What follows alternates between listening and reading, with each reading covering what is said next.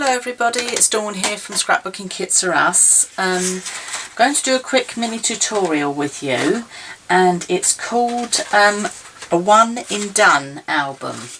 Laura Denison devised this album originally. I think it was a tutorial, but it's been out a little while now on the internet. Several people have done different versions of it. If you go on the internet, you can also download some instructions, the One and Done mini album Dimensions by Laura Denison. Her mini album though is only 4 inches deep, and I wanted mine to be a bit bigger, so I've actually changed the measurements slightly. So mine is a 6-inch album by 4 inches, so it takes 6 by 4 pictures. So you can download a PDF off the internet. There's also a couple of people that have done tutorials online. There's a lady called Natalie. She's done a little a video on YouTube just showing her album, but she hasn't actually done the tutorial of how to put together all the dimensions at all. So I haven't done the tutorial myself, but from what I've seen off the internet, I've sort of devised some dimensions, and I thought I'd share them with you today because it's a nice quick mini album that you can put together. You're going to need to have 2.5 sheets of basil cardstock. I tend to use basil because I find it folds quite nicely. So you need 2.5 sheets of those, and then if you cut this 6 inches by 12, so you should have 5 of those already pre-cut. For the paper collection, you're going to need about 5 to 6 sheets of double-sided pattern paper. I've got for this, I'm using one of our kits from Scrapbooking Kits Are Us. This is the Swagger kit, and in here we've got 6 sheets of double-sided pattern paper. So this kit is perfect for this project. It's very masculine line, so it's going to come quite in handy for Father's Day, as Father's Day is coming up. And you also get a sheet of die-cut banners that I can use to embellish my album as well. So that's the paper line that I'm going to be using today. Okay, so we'll go ahead and start scoring our paper. So I'm using a score pal to do mine, and I'm using inches, not metric, not centimetres. If you wanted to have it in metric, if you leave me a comment below, and then I can put some dimensions on our Facebook page. Okay, but I'm working in inches, so we'll start off with that and see how we get on, but I'm sure a lot of you can adapt the inches to centimetres anyway. So with your score pal, if you score 4 1/4, 5 1/4, 9 1/2 and 10 1/2, and then I like to flip it over and just score lightly on the other side as well, because it just stops the paper starting to crack when you come to burnish your paper. So then you need to just burnish your score lines.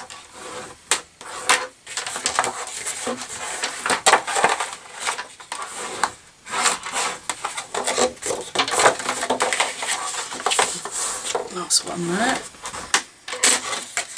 And then bring that round. That's going to be your outside cover. So we'll put that to one side. Okay, and now we're going to do the next one. So get your paper again in the score pal, and this time we're going to score at 3 inches, 7 inches and 8 inches. And fold this over again, burnish your score lines. I didn't double crease on that one, did I? Silly me. It's folding okay.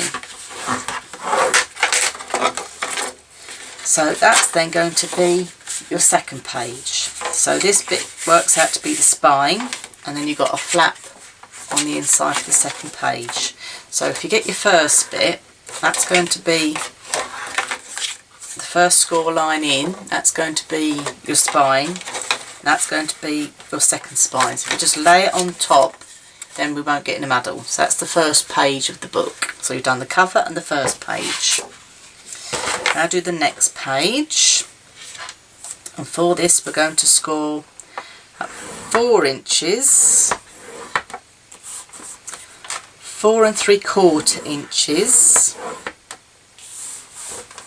and 8 3/4 inches. Make sure that's butted up there.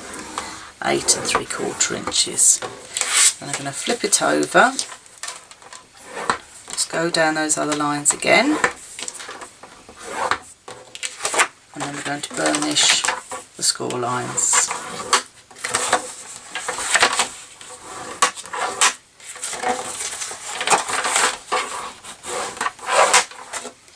So this time that bit's the spine and you've got a flap on here. So just lay that on top with your other ones and get your next sheet of paper. And this time we're going to score at 3 1/2, 7 1/2 and 8 inches. Flip that over. So that's 3 1/2, 7 1/2 and 8 inches. I'm going to burnish these fold lines.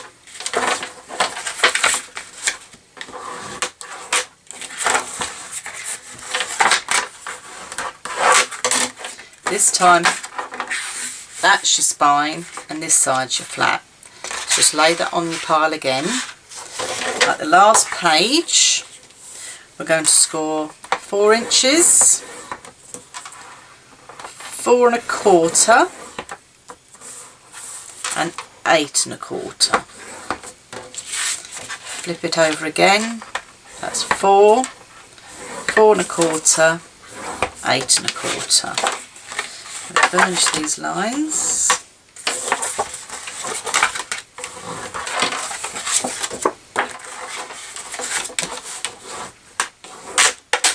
And that's your 5th and final page. So this little bit here is the spine and that's the flap. So put that on top here. So we've got all our pages.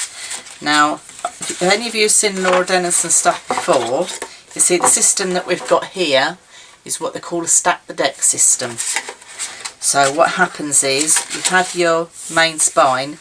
This will then get glued down on here. This will then get glued down on here and all the way through, and it's called a stack the deck hinge system. Okay, so that's the main mechanics of the book. So as you can see, that's very quick and easy to put together. With all the flaps, etc. I mean, you can keep them as flaps, you can round off the edges, you can seal the ends and have them as little pockets. Really, once you get going on it, it's your imagination that's going to sort of make every book different and personal for you. But I was just going to go ahead and show you how I'm just going to cover my one today. I'll put the mat up. I've gone ahead and I've inked the edges of my page. I've only done the first page here just to show you. So I've inked all the edges. So when it comes to covering my album or my pages, I've then got a nice finish on them. I've also put some alphabetical letters because I've already pre-cut my paper and didn't want to get in a muddle which bit went with which. But what I haven't done is I haven't cut the paper for the last page, so I thought I'd do that head with you. So I'll just push this to one side.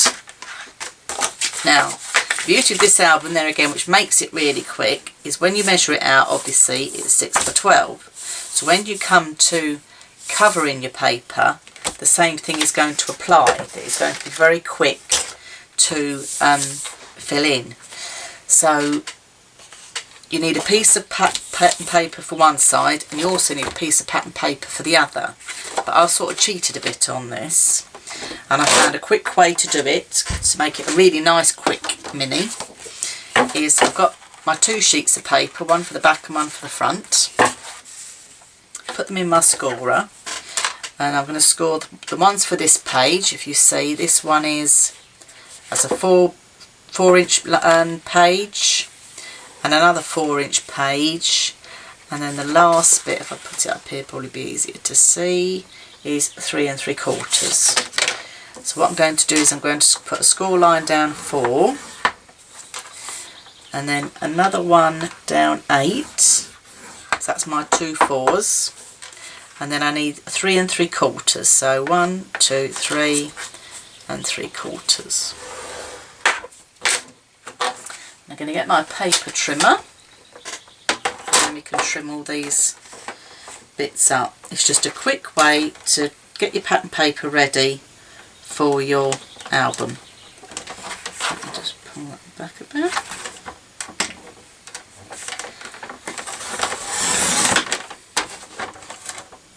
So take that off. So this is the end piece.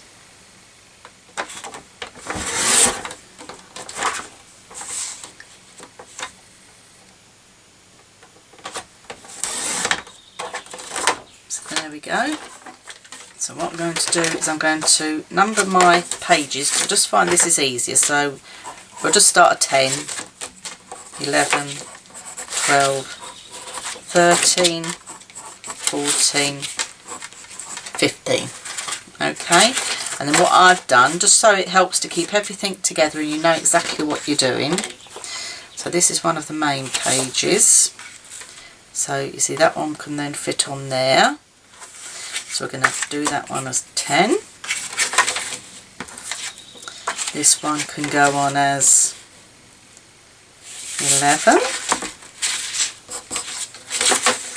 I need another piece that pattern type. If I flip it around, it will match up as well. See, it matches the pattern. So that's going to be my 12. And then that one's going to be my 13. That one's just a tad too long. Can you see? I don't know whether you can see it. It's just a tad too long. So I'm just going to get my paper trimmer.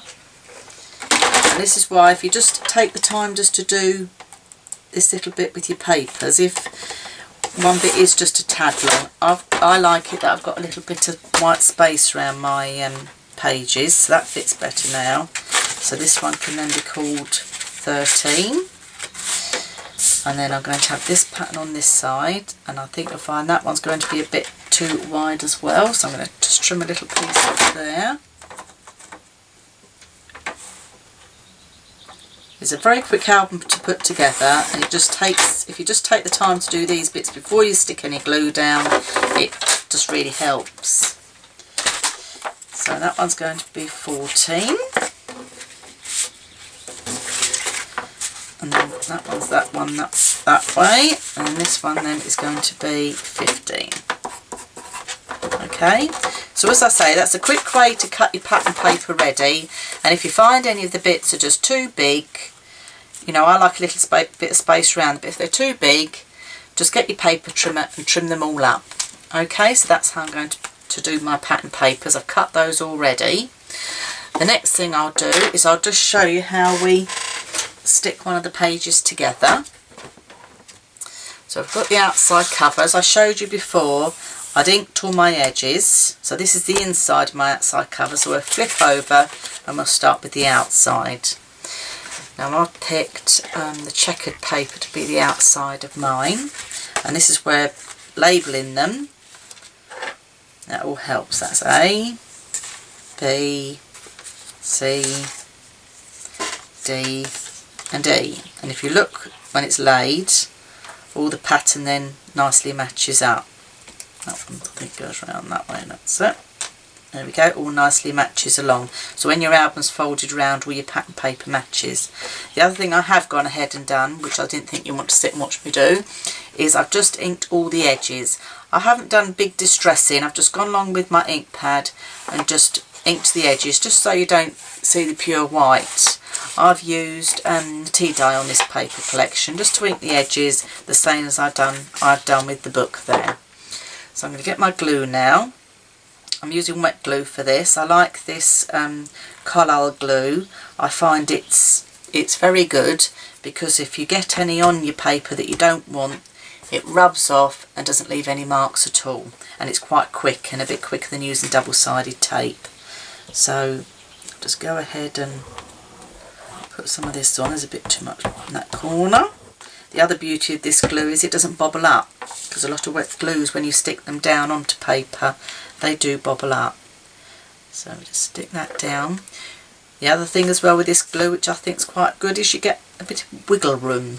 So if you just want to line up and get it correct, you can. So you've got that little bit of wiggle room, then in about a few seconds that'll go off. So go ahead and stick all these on here. So I just thought I'd show you the first one of how I do it, because obviously you don't want to watch me doing all of them, but for some of you that are beginners out there, it can be a bit daunting not knowing quite what you're doing, and plus the fact that's what a tutorial is all about, to find out how to do these things. So push that on that one. That one's still got its wiggle room, so you can stay down, mister. Now this one.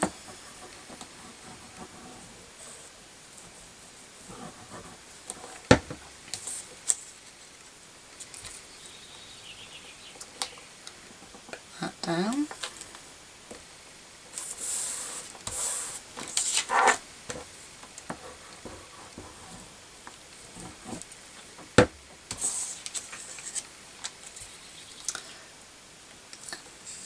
Oh, that one.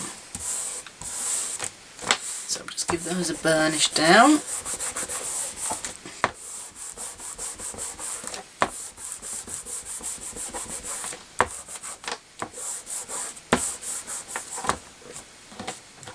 So that's the outside cover of our book. So when it's together, that's what it's going to look like. Okay. I'm going to go ahead now and cover the inside. Now when we cover the inside, you obviously don't put any on the spine. So I've got a piece on there, a piece on there, a piece on here, and a piece on here. But obviously I don't cover the spine because that's where the next one is going to be stacked on top, and that's why it's called a stack the deck mini album. So I'm going to go ahead and stick those on, and I'm going to go ahead on all my other pages and stick all the paper onto them, and then I'll come back to you and we'll actually put the book together. Right, we've got all the pages now covered, and I hope you have too. So now we'll go ahead and put the stack the deck hinge all together. So what we'll do is we'll start with the base, that's the cover page. You can see I've distressed all the edges. This is the next page to go in. So I'll take that one out. As you can see, I've numbered my pages, and sometimes that's quite a good idea, just so you don't get in a muddle of which one goes where. Doesn't matter if you put pencil marks on, because you're gluing over the top anyway, and it's a bit like with the covering the pattern paper. You don't see it because you're covering over the top of that as well. So anything really that makes your life simple. So we'll line that up with the hinge there. I'm using the wet glue again because then I've got a little bit of wiggle room. Just getting that all lined up. And I'm going to push that down. Doesn't matter if any glue comes out, but that glue, as I said, rubs off. Got it all over my fingers already. So that's the first page down. Get the next page then, glue in on the outside of where I put the numbers, so I know that's the where I'm attaching my spine.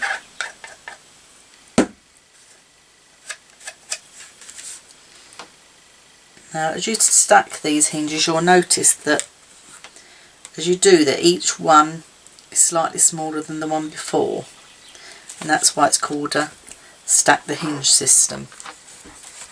So I don't know whether it was Laura that actually developed it, or whether it was something like with crafters that comes about, and in the end no one actually knows who invented it or who came across the idea. So that's that one down.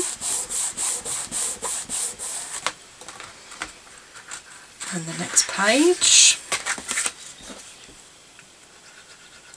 You can use double-sided tape for this, and if you did, I would probably recommend using the red one, which is a bit stronger than the plain normal double-sided tape. Just purely because in my experience that's always proved to be a little bit stronger. Line this one up. Wait a minute, let's stick that down. And the last one.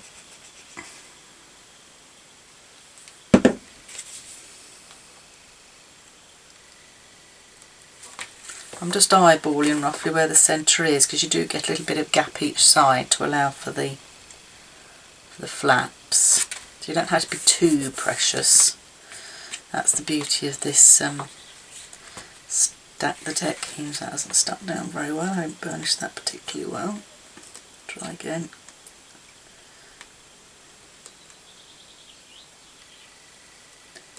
Right.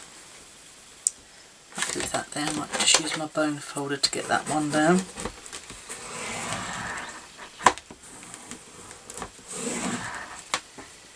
And as you notice, as the book lays open, that the pages have a waterfall effect to the side of them. So as you're looking through the book, it does, I mean that's not stuck properly yet, but when it's stuck, you've got that nice waterfall effect to the pages. So we'll just close that up for a minute, just to allow that to adhere and to stick. It's playing about a bit tonight. Now we're going to look at also how we're going to attach this to make it closed. Now there's several ways you can do this. You could use a piece of ribbon or twine, just some baker's twine or some ribbon, and then you can obviously wrap that round. If you wanted to use ribbon, you could, I would personally put it under the paper here and here, so you've just got the ribbon open at the front and then it's attached to the back of the book, so it's not flapping about everywhere. You could use little craft magnets, and if you use the craft magnets you need to stick those underneath the paper, underneath those two bits of paper, then they would clip shut. I haven't used any of my embellishments yet, but you could use embellishments like I have on this album that I made here at Christmas. I'll just show you this one. Here I use the actual embellishments to hold the paper, the page shut, and then you just slide it underneath afterwards, so you can use your embellishments to do the same type of thing. You can use sticky Velcro dots, which is what I'm going to use today, but I'm going to use the sticky Velcro dots along with a little belly band. I've cut a belly band out of the odd scraps of paper that I had left. I then went ahead, and as you see, you can quite see that on the camera, I've scored it all the way around. So that is 4 1/4 inches, that's 1 inch, and then the tail bit at the front. So when you actually close the book, I want it to be at the front, so it wraps round there quite neatly. And then I'm going to use Velcro dots underneath there, but before I attach my Velcro dots, just as a little finishing piece, I've got a nice silver grey large brad, so I'm going to stick that through here.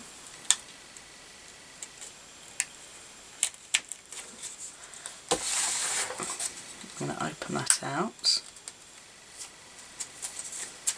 I'll then cut another little tab like that one, which I'm going to stick on.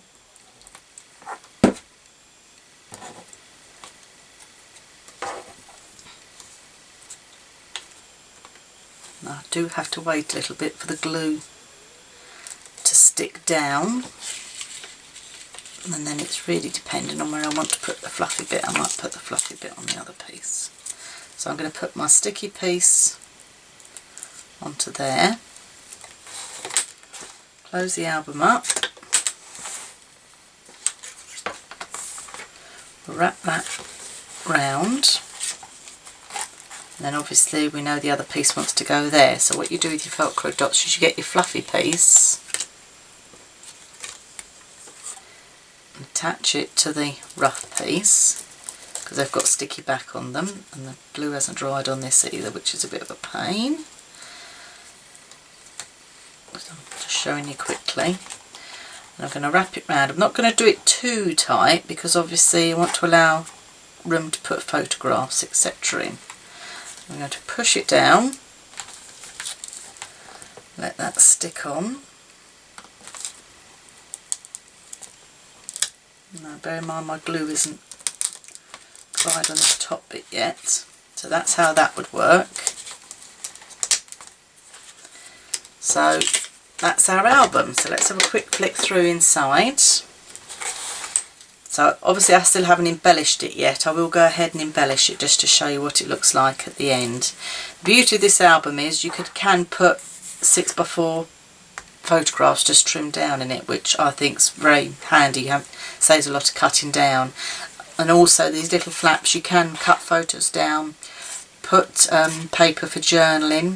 If you didn't want to have a flap there, you could use some very thin double-sided tape and tape there and make a pocket. As you can see, the album hasn't still quite stuck.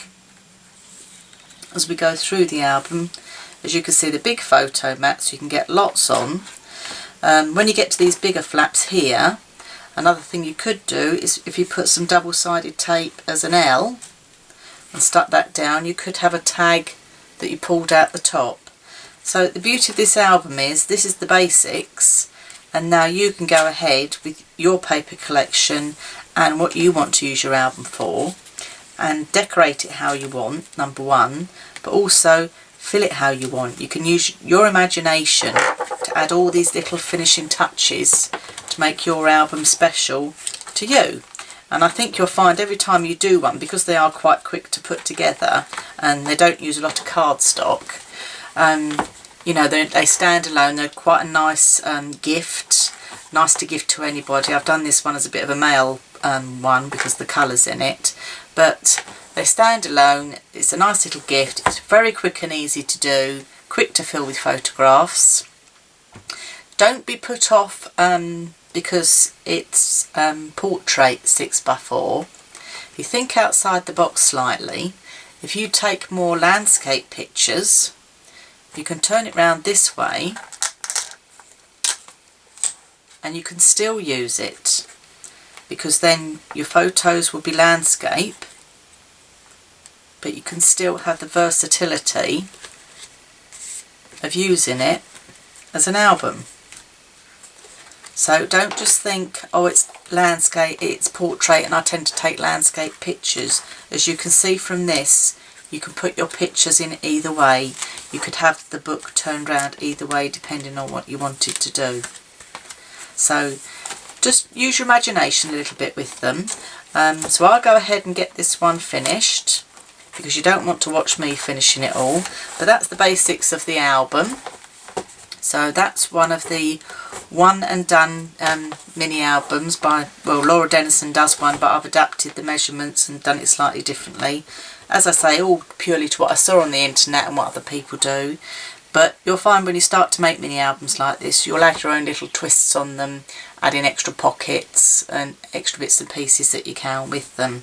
I mean, I've got lots of bits, scraps of paper here left, so I can do various things with these to make them, you know, to add to my album to make it look a little bit different. So that's my take on a one and done mini album, a quick album to put together. You can put it together in a couple of hours and it's all done and dusted. I hope you've enjoyed the tutorial. As I say, if you'd be interested in the dimensions at all, or the measurements, if you leave a comment below, and then I can get those posted on Facebook for you. So thanks very much for watching, and please go ahead and have a go at making one. I'm sure